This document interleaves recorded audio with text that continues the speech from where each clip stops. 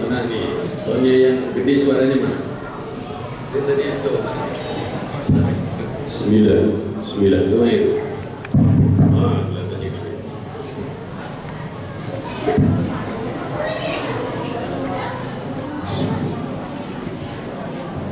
Assalamualaikum warahmatullahi wabarakatuh.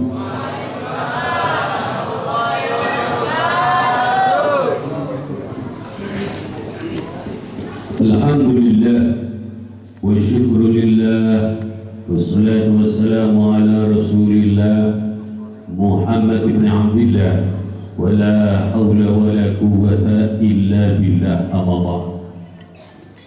Para alim, para semua yang dimuliakan yang berusus, orang tua kami dan guru kami, mewakili Makmum Toha. Ini beliau ini sudah saya kenal sejak saya masuk Jakarta. Dulu saya itu jadi santrinya Ustaz Qasim Abdul Jamil yang bareng beliau dakwah di Indonesia. Nah, alhamdulillah sekarang bisa ikut mengisi kajian di sini dan menyaksikan di Makmum Toha masih segar bugar. Anugerah Allah SWT, moga berikan panjang usia dalam keadaan dakwah di jalan Allah SWT.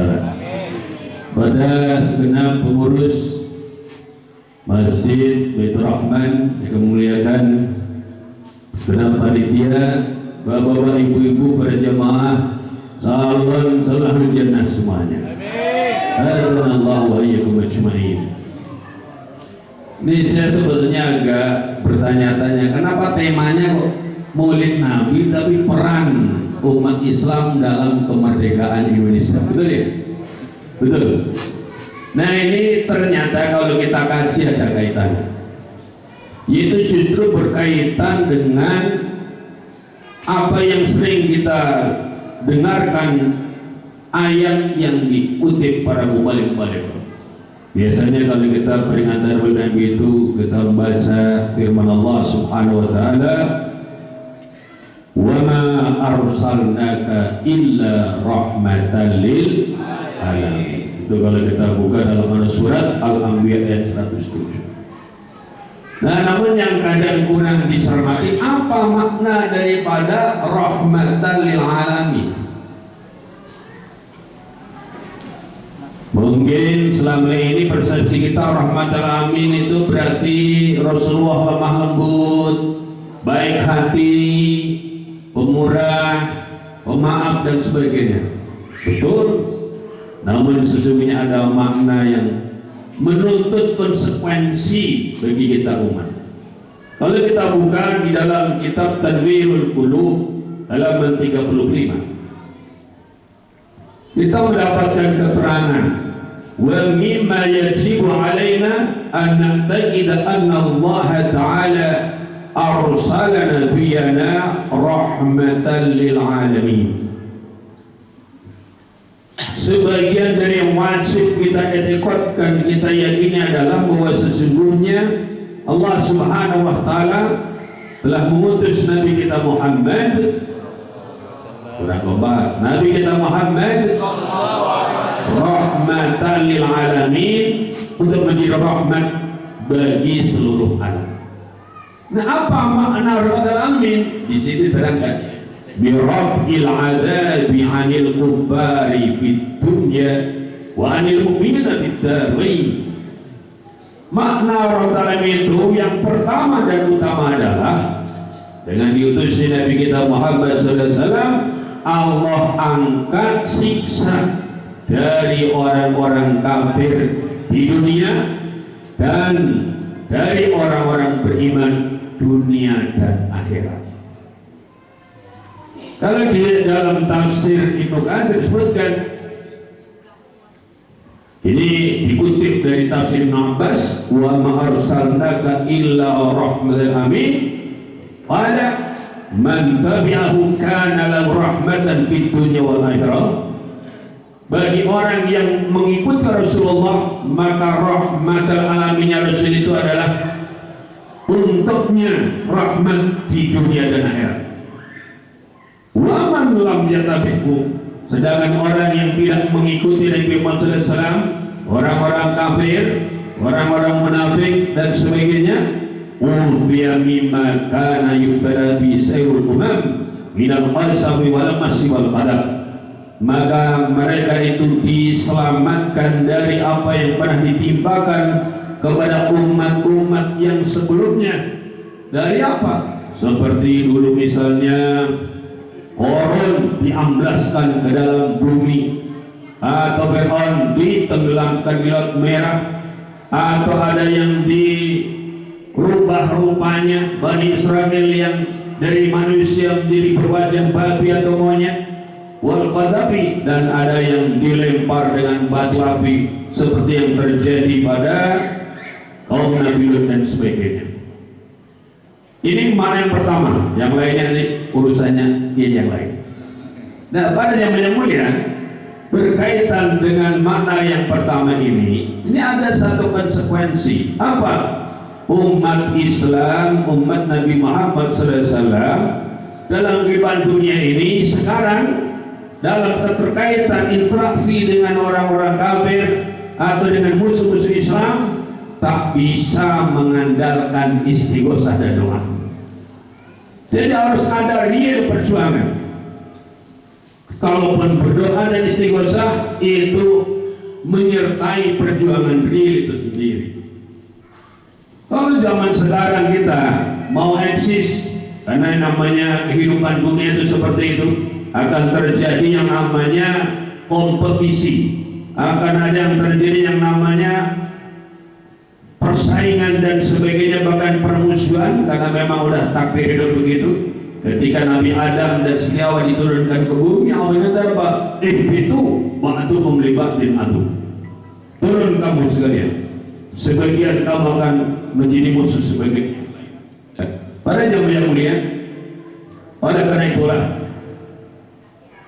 kalau dulu Nabi Musa tidak pernah perang lawan Fir'aun, betul? Tapi Allah tenggelamkan Fir'aun di Laut Merah. Nabi Ibrahim tidak pernah perang lawan Namrud, tapi Allah matikan Namrud dengan sekedar memasukkan apa? Nyamuk ke dalam telinganya dan mati. Nabi Musa tidak pernah memukul Korun, tapi Allah amblaskan Korun dengan seluruh hartanya ke dalam tanah. Dan begitu juga Nabi Nuh yang didolimi umatnya, yang dihina umatnya, sampai perahunya dijadikan tempat buang kotoran, tak pernah barang nyentil umatnya. Allah yang tenggelamkan mereka. Tapi sekarang tidak bisa kita ngambil model begini. Dengar kabar saudara-saudara kita di Palestina bisa didolimi oleh Israel, terus kita di sini istighosah, tiba-tiba di sana Israel pada lenyap, nggak bisa. Dengar saudara kita yang di Rohingya dibantai oleh orang-orang kafir, di sini kita Allahumma gisna wansurnahum dan sebagainya, nggak bisa. Sudah bukan zamannya. Justru inilah makna rahmatal alamin. Maka kalau saja orang kafir mau buka telinga barang dikit, mau buka mata barang dikit, kafir ya kafir, jangan melecehkan Nabi Muhammad sallallahu alaihi wasallam. Mereka yang justru langsung mendapatkan faedah dari diutusnya Nabi Muhammad sallallahu alaihi wasallam. Kalau kata orang Jerman, mono yo mono ning aja mono. Ini udah kafir menghina Nabi Muhammad, bikin kapal kartun atau mungkin lukisan-lukisan menghina Nabi Muhammad. Mereka saking bodohnya, padahal dengan diutus Nabi mereka berdosa, mereka durjana, oleh Allah ditangguhkan siksanya, nanti ketemu di akhirat. Di dunia aman. Nah, ini menjadi PR besar umat Islam. Maka kalau bicara tentang perjuangan umat Islam dalam kemerdekaan Republik Indonesia, jangan ditanya. Ibarat tanpa umat Islam tidak ada Indonesia dan kemerdekaannya. Setuju begitu? Kurang jelas setuju begitu? Kalau umat Islam pada zaman yang mulia, jangankan memerdekakan, orang penjajah datang saja langsung diusir. Yang dekat aja. Kita sekarang berada di mana? Di Jakarta. Kalau kita buka sejarah, kenapa buka sejarah? Nah ini kalau tidak baca mana ngerti kita.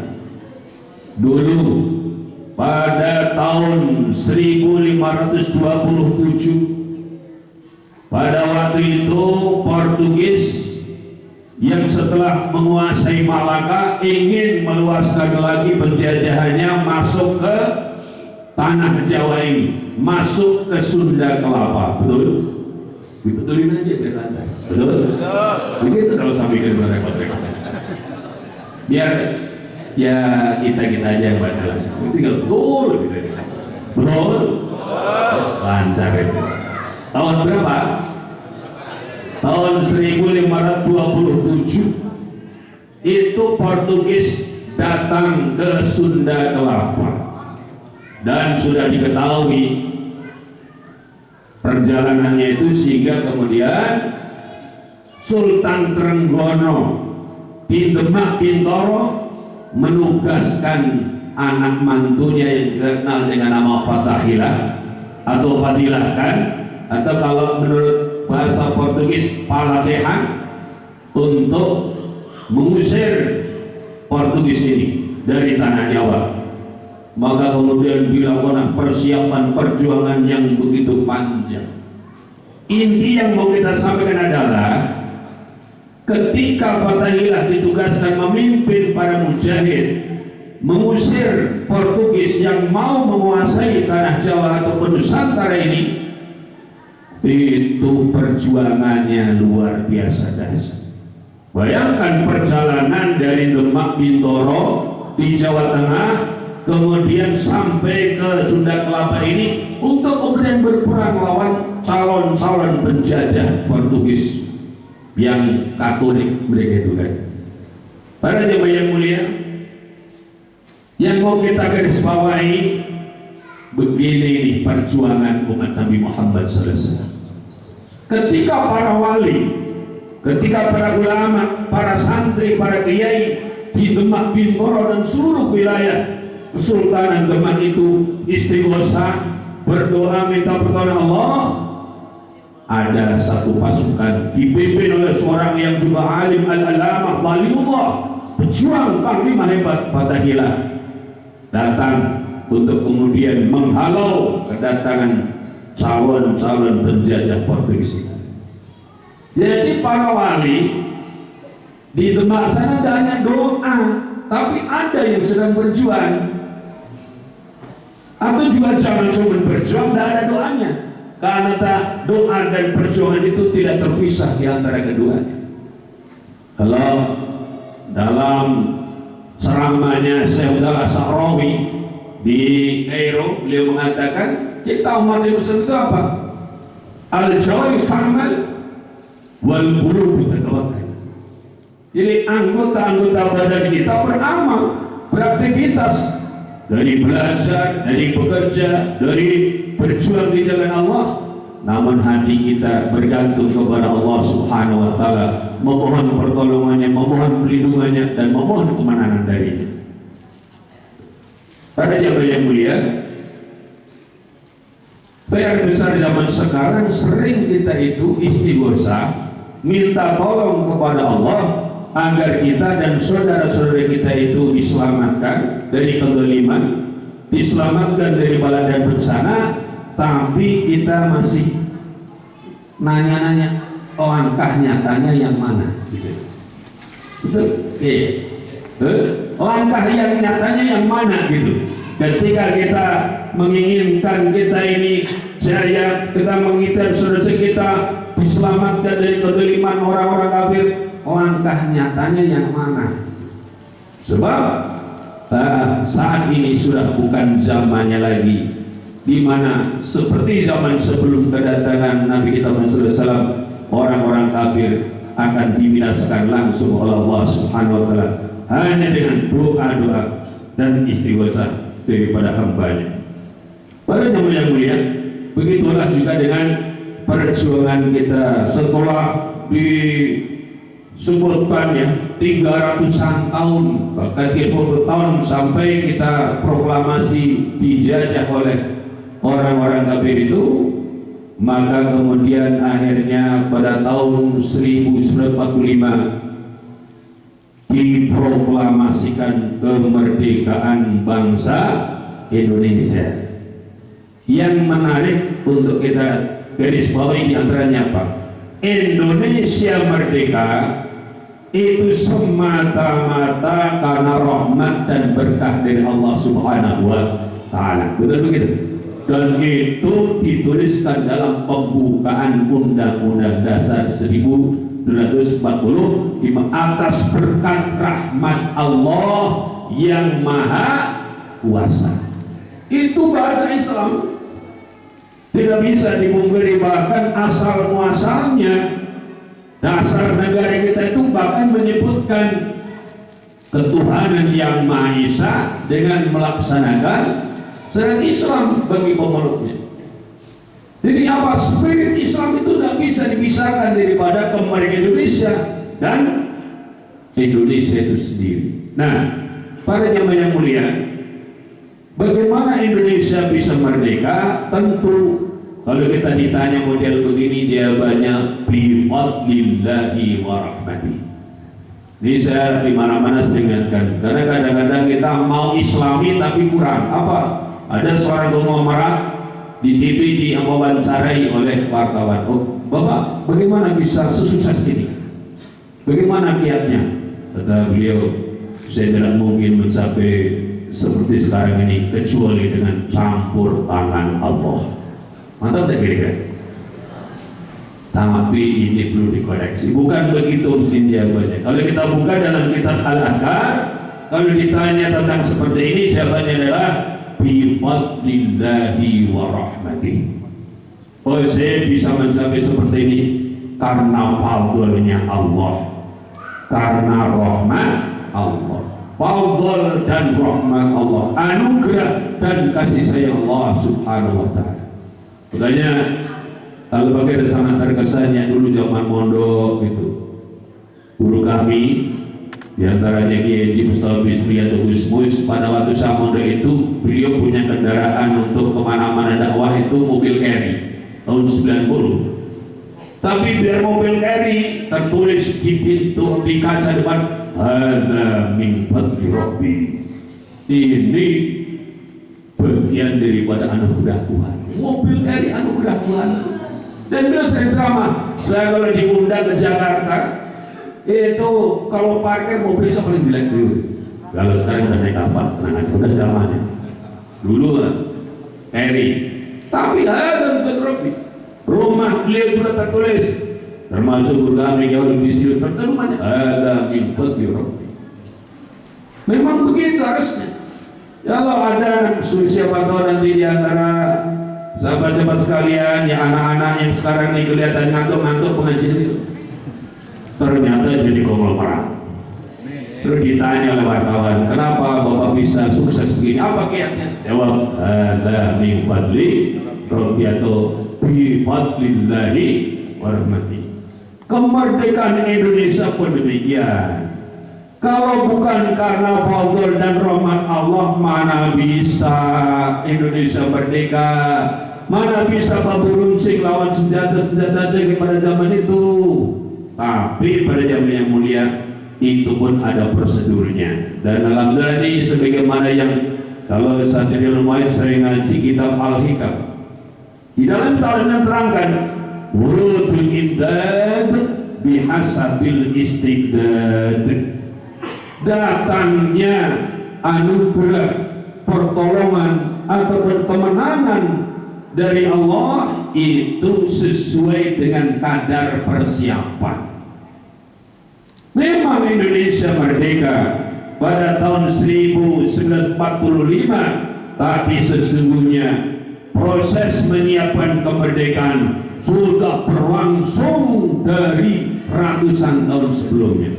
Bahkan begitu datang penjajah, langsung kita ingin merdeka, tak ingin kita itu terjajah. Maka begitu datang langsung diusir.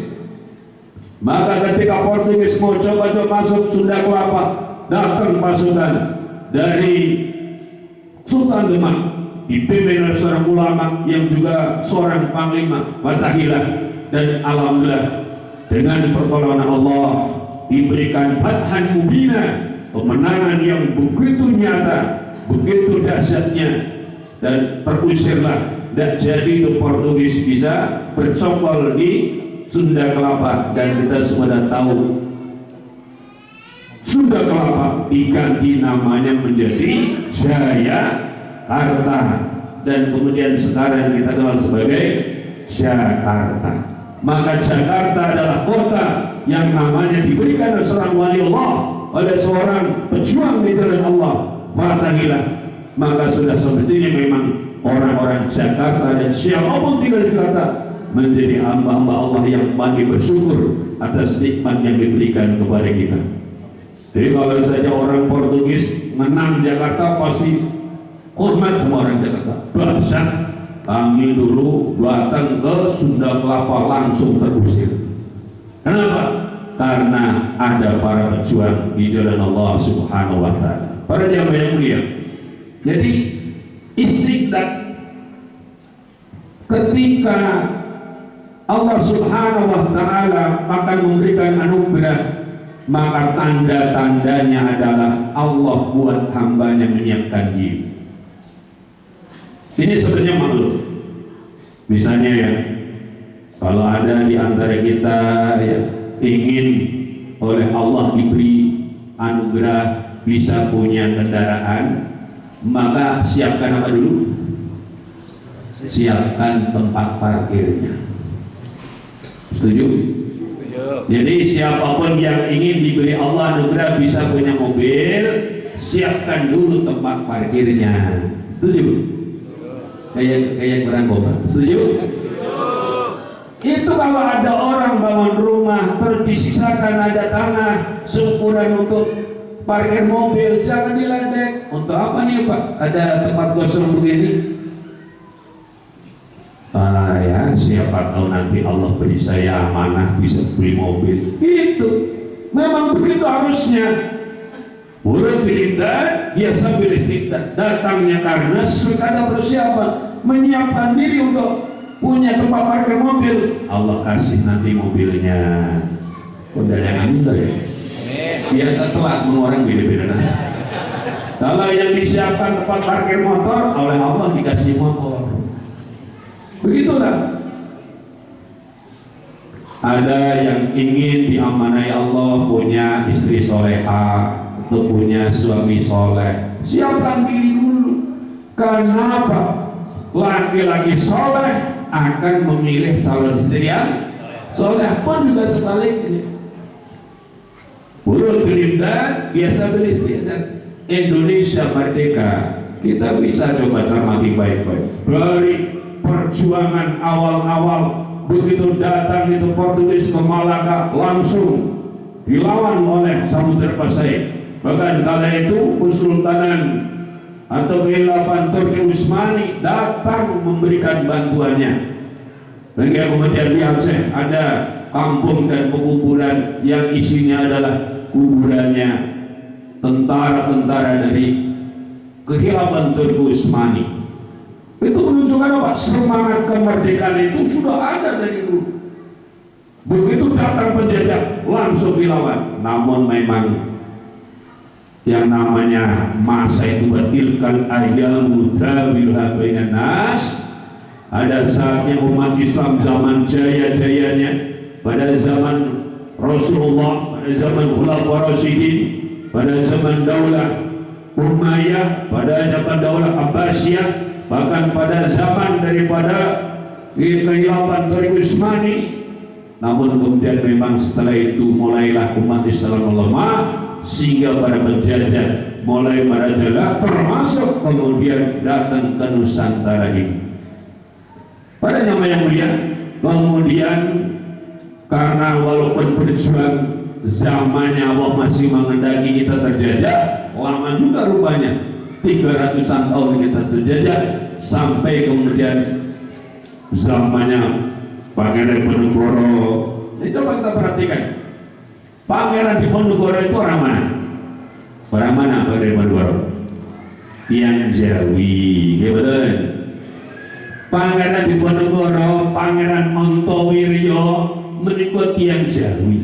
Orang Jawa, tapi lihat fotonya di mana-mana gimana?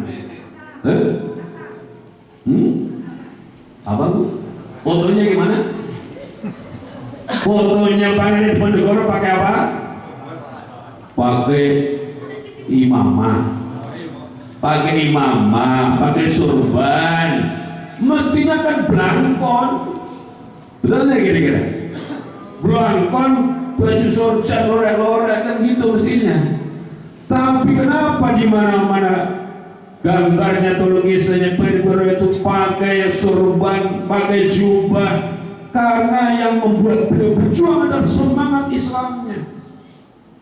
Makanya pasukan-pasukan Pangeran Diponegoro pun diberi nama, mengadopsi nama-nama dari pasukannya Khilafatul Utsmani.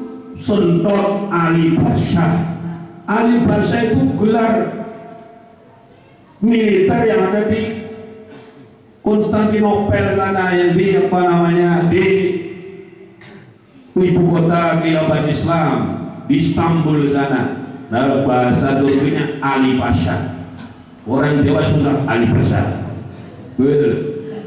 Jadi inspirasi perjuangannya datang dari pusat keislaman yang kali itu memang udah mulai melemah. Maka memang ini bagi para pejuang, jangan nyalah-nyalain orang tua kita. Kenapa dulu kita ini ketika merdeka kok nggak langsung saja berdasarkan Islam? Maunya begitu. Para kiai yang tergabung di dalam BPUPKI, Badan Persiapan Usaha Indonesia, dan menjadi PPKI, Panitia Persatuan Kepentingan Indonesia, inginnya seperti itu. Bahkan saya baru baca nih, Jepang ketika mau menjanjikan kemerdekaan Indonesia, itu bahkan dikatakan Indonesia mau diberi kemerdekaan dengan berdasarkan Islam. Tapi ini dicoret dalam sejarah. Walaupun Jepang yang mau nipu juga, dan itu biar mau ikut berperang melawan sekutu, maka kemudian orang Indonesia dijadikan bakal diberi kemerdekaan, bahkan merdeka dengan berdasar kepada Islam. Tapi tidak itu dalam sejarah. Karena betapa zaman itu semangat Islam begitu tinggi di negeri kita ini. Saya baca juga pidato Bung Karno ketika pidato di PBB. Beliau mengatakan apa? Indonesia negara dengan 97% beragama Islam. Kala itu ketika baru merdeka Indonesia 97% Muslim.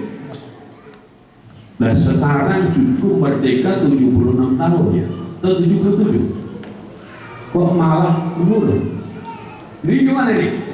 Zaman kita dijajah merdeka 90%, justru kemerdekaan merosot umat Islam. Pada kemana umat Islam ini berarti?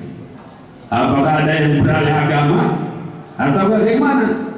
Wah, ini pertanyaan besar bagi umat Islam itu sendiri, terlebih bagi para pemimpinnya.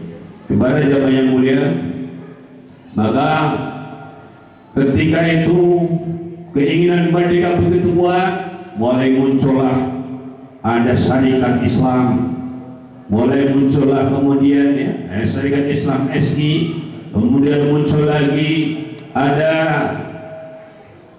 Muhammadiyah, kemudian muncul lagi Nahdlatul Ulama, dan berbagai macam organisasi Islam yang lain, yang itu bagian daripada proses untuk menyambut kemerdekaan bangsa Indonesia. Sampai kemudian terbentuklah BPUPKI, kemudian menjadi PPKI, dan juga apa yang paling penting, tidak hanya ingin merdeka, namun menyiapkan perangkat-perangkatnya. Disusunlah kemudian undang-undang dasarnya, ya, rancangan undang-undang dasarnya, rancangan apalagi pembukaan dan dasarnya, termasuk rancangan dasar negaranya, itu disusun. Walaupun belum tahu kapan bakal merdeka, Nah, ini intinya. Ini udah berapa menit saya? Habisin berapa menit saya? Udah berapa menit? Udah lewat? Wah, gawat ini. Nah, sekarang terakhir. Setelah kita menyiapkan diri, tapi belum tahu kapan merdeka, Allah yang buat acaranya. Maka Jepang yang menguasai Indonesia kalah perang lawan sekutu ketika Amerika menjatuhkan bom di Hiroshima dan Nagasaki. Jepang takluk kepada sekutu dan Indonesia vakum of power, kosong dari kekuasaan. Dan kalau kita baca sejarah, sebetulnya mohon maaf Bung Karno juga belum mau proklamasi kayak gitu. Jadi mohon maaf, jangan terlalu kemudian seakan-akan hanya beliau aja yang berjasa, terutama kepada anak cucunya yang kayaknya negara miliknya sendiri. Padahal bukan sampai dibawa ke Rengas Dengklok, dipaksa oleh para pemuda agar mau proklamasi. Kenapa? Karena para sesepuh ini masih nunggu janji yang mau diberikan oleh Jepang itu. Akhirnya kemudian setelah dipaksa, Allah mentakdirkan maulah dibuat proklamasi. Dan sebetulnya ada teks proklamasi yang sudah disiapkan, namun yang dibaca adalah yang baru dibuat itu. Maka mungkin di situ ada kita ada khilaf. Coba kalau dulu proklamasi itu tertulis juga Bismillah, itu lain cerita begini. Bismillahirrahmanirrahim. Proklamasi mungkin lain ceritanya. Coba Bapak pakai Bismillah, nyangkut kepada barokah Allah. Bapak kalau sesuatu yang penting dan dimulai dengan Bismillah, bawa kok itu problemnya. Makanya yaitu pelajaran. Tapi juga kita yang mendambakan Indonesia yang Islami juga harus apa istilahnya lihat sejarah, karena memang zaman itu tahun 1045 umat Islam sedang terpuruk. Bahkan daulah khilafah Islamiyah Turki Utsmani sudah jatuh tahun 1924. Jadi benar umat lagi terpuruk. Mau ngomong apa coba? Mau kenapa tidak Islam? Lah Islam sendiri lagi jatuh, yang lagi berkuasa kaum sekuler. Tapi kita harus ingat juga semangat spirit para kiai, para tokoh bangsa dan negara kita ini sebetulnya Islam. Memang ada sebagiannya yang di luar itu, namun sesungguhnya tidaklah besar. Namun takdir Allah kala itu yang kemudian mendominasi keputusan adalah mereka-mereka yang kurang punya semangat kepada tegaknya Islam secara sempurna atau secara lebih besar lagi perannya di dalam mengatur kehidupan ini. Karena memang pada zaman yang mulia semestinya kehidupan kita ini bisa nyontoh Nabi kita Muhammad SAW. Bagaimana Rasulullah dulu ketika ada di tengah-tengah umat, beliau memimpin manusia dalam rangka ibadah kepada Allah maupun dalam rangka memakmurkan bumi dengan rahmatnya. Ketika Rasulullah wafat, maka kemudian digantilah peran beliau itu dengan adanya imamah, adanya kepemimpinan. Yang kalau kita buka dalam kitab Al-Ahkam Sultaniyah, Imam Al-Mawardi beliau menuliskan al-imamatu mawdu'atun li khilafati nubuwah bi rasatid din wa siyasatid dunya bihi. Imamah atau kepemimpinan dalam berbangsa dan bernegara itu, atau kalau kita bilang kekhilafan, itu adalah ditegakkan dalam berapa li khilafati nubuwah, untuk mengganti peran kenabian. Apa peran daripada kenabian? Fikirasatid, pertama menjaga tegaknya agama, wasiasatid dunia, dan yang kedua adalah mengatur kehidupan dunia, yaitu dengan menggunakan pedoman agama Allah SWT. Moga kita yang sekarang hidup dalam alam kemerdekaan bisa ikut andil dalam menyempurnakan kemerdekaan kita dan mengisi kemerdekaan dengan amal-amal saleh untuk menyambut turunnya barokah dari Allah. Walau anahlul qura amanu taqau la fatahna alaihim barakatin minas samai wal ard. Wassalamualaikum warahmatullahi wabarakatuh.